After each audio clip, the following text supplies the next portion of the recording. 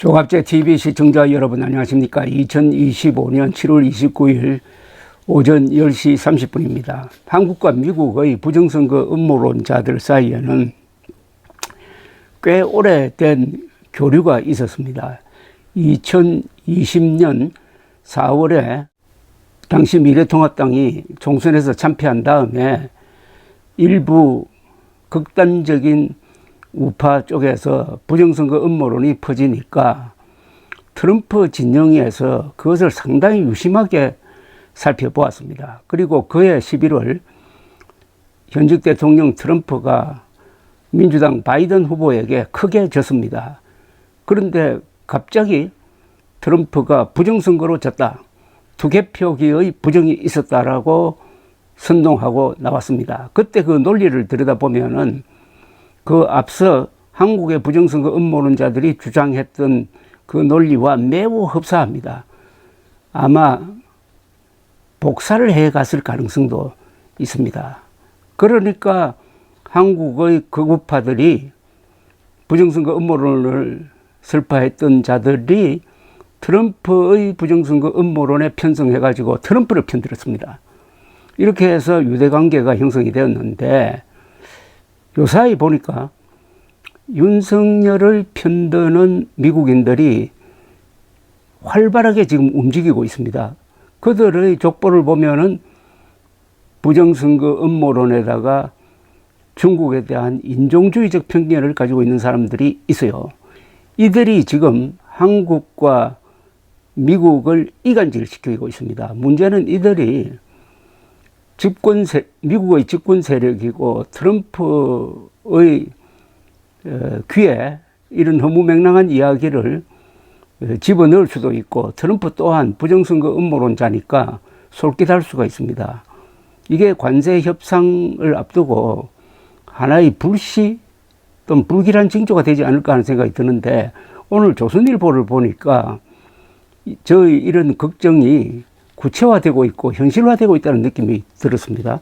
오늘 조선일보는 이렇게 보도를 했습니다. 지난주 워싱턴 DC를 찾은 한미의원연맹 의원들과 만나 윤석열 전 대통령이 불공정한 수사재판을 받아서는 안 된다고 밝힌 것으로 알려진 프레드 플라이츠 미국 우선주의 정책연구소 부소장이 이달 초 이재명 정부의 안보수장인 위성락 국가안보실장과도 만나 같은 입장을 전달한 것으로 확인됐다고 보도했습니다.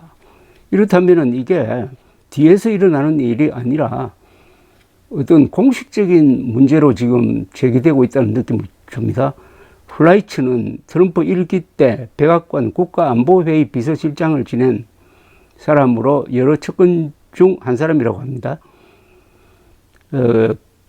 어제 그는 자신의 옛 트위터에 윤 전 대통령이 박해를 받거나 기소된다는 인식은 트럼프 정부에서 매우 나쁘게 받아들여질 것이라고 했는데, 아니 지금 수사에 전혀 협조하지 않는 윤석열이 무슨 박해를 받고 있습니까? 이런 제국주의적인 오만한 자세를 조선일보가 비판 없이 그대로 보도하고 있는 것도 문제점으로 지적하지 않을 수가 없습니다. 플라이츠라는 자는 조선일보의 전화 인터뷰에서 지난달부터 한국 정부 관계자 의원들과 여러 차례 회의를 가졌고 위성락 실장과의 면담에 관한 내용을 언급하고 싶지는 않다면서도 윤 전 대통령이 부당한 대우를 받지 않아야 한다고 강조한 것은 사실이라고 틀어놓았다고 합니다. 위성락 실장과 플라이츠의 회동은 이달 초 워싱턴에서 이루어졌는데, 여기에는 워싱턴의 대표적 친 트럼프 싱크탱크인 미국 우선주의 정책 연구소 출신으로서 미 조야에서 손에 꼽히는 중국에 대한 강경파인 스티브 예이츠 헤리티지 재단 선임 연구원도 배석했다고 조선일보가 아주 친절하게 보도를 하고 있습니다. 예이츠는 트럼프 정부 1기 때 백악관에서 부통령 안보보좌관을 지낸 사람이라고 합니다.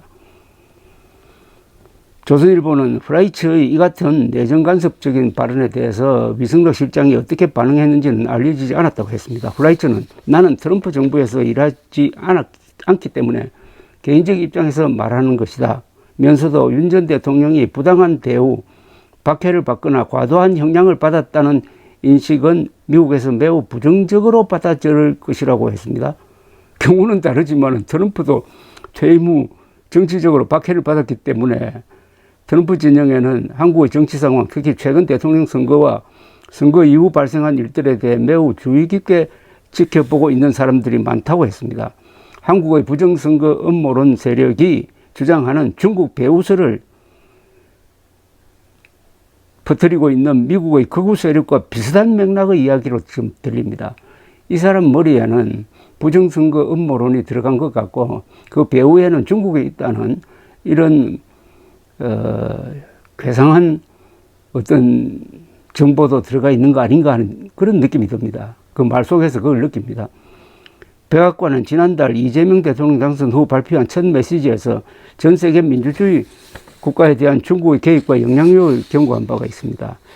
트럼프는 브라질의 전임 보우소나루 대통령이 부당한 탄압을 받았다며 최고 50% 보복 관세를 부과하겠다고 선언한 적도 있습니다. 보우소나루도 부정선거로 졌다고 선동을 하는 등 트럼프와 아주 친한 사이입니다. 이거 부정선거 음모론자들끼리 무슨 동맹을 맺는 거 아닌가 생각이 들 정도입니다. 트럼프도 윤석열도 보우소나루도 부정선거론자입니다.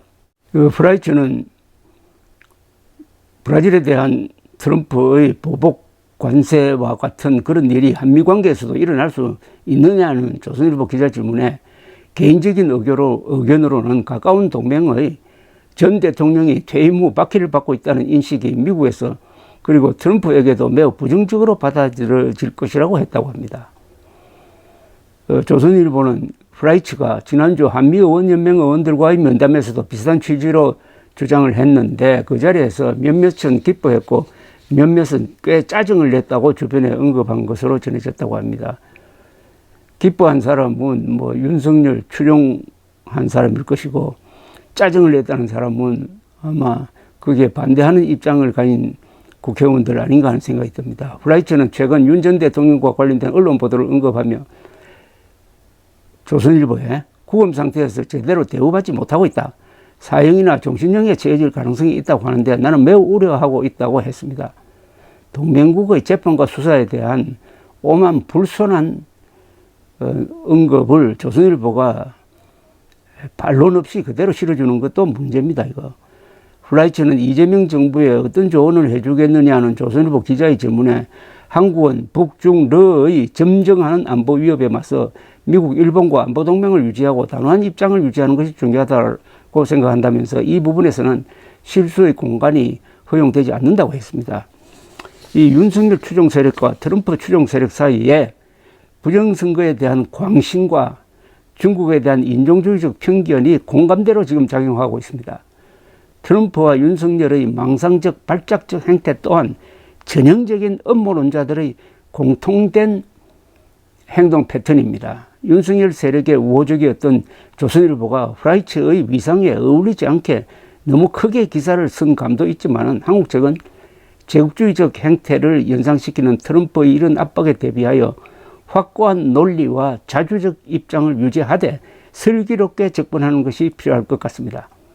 한미 두 나라의 음모론 세력은 거짓말을 키워가면서 두 나라를 이간질시키고 있다는 점을 조선일보도 알릴 필요가 있습니다. 음모론은 국민을 분열시킵니다. 가족을 분열시킵니다.